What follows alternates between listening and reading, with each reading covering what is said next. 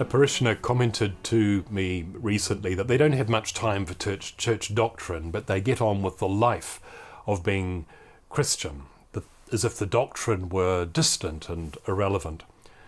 But I want to suggest that the doctrine of the church actually holds some very beautiful and essential truth for us. Let me give an example. The doctrine of the Incarnation. Don't be frightened by the big word. In its most simple form, it simply means God came to us in Jesus and dwells among us. The Word became flesh and dwells among us. But I believe that this doctrine, this fact, this reality, is something that most Christians have a lot of difficulty with. They believe that 2,000 years ago, God in Jesus became human, but struggle with the fact that God in Jesus lives among us today, dwells among us in the ordinary, difficult, challenging reality of every day. And this is what the doctrine of the Incarnation speaks to. And this is the fact that we most need in our lives. It's so easy to have a sense that God is distant physically, certainly, but people often struggle to live with a sense they have that God is not really where they are, that if they got their lives more in order, or if they prayed more, or if they were a better person, then they would be able to experience the reality of God with them more. But of course this is a denial of the doctrine of the Incarnation. An example to explain this.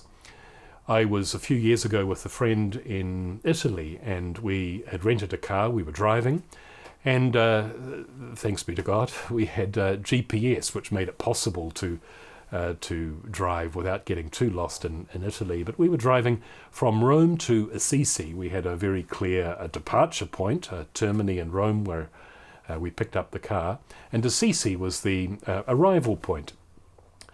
As we were driving along the road, helped by the GPS which was guiding us, we saw a village up on the hill in the distance, a beautiful medieval village. And of course the thought was, well, wouldn't it be great to visit that? But we had our goal, our destination, and it seemed wrong to deviate from that. But we decided we'd take the risk, and we turned off the road, and the GPS kept telling us rerouting, make a U-turn. We ignored it, got to the village, spent a great couple of hours, and then came back to the car and reset the GPS. Now, the interesting thing was that I think I had in the back of my mind that the GPS would lead us back to where we went wrong, and then we would have to make the right turn instead of the wrong turn we'd made earlier to head to Assisi, our destination. But of course that's not what happened. When we got into the car, the GPS began from that point to lead us to Assisi. This helped me a lot, and I know that others have found the example helpful. You see, wherever we are, God comes to us, and our beginning point, because of the doctrine of the Incarnation, is where we are now. Not where we think we should be or where we think God might like us to be. But wherever we find ourselves in this moment is the place where God is going to work with us today. Doesn't matter how we went wrong in the past. God is leading us from where we are. And the real challenge for us is to be where we are, to acknowledge that where we are, maybe imperfect, maybe burdened by the guilt of sin, wherever we are, is the place where God is waiting to meet us. This is the wonderful beauty of the fact, the reality, the doctrine of the Incarnation.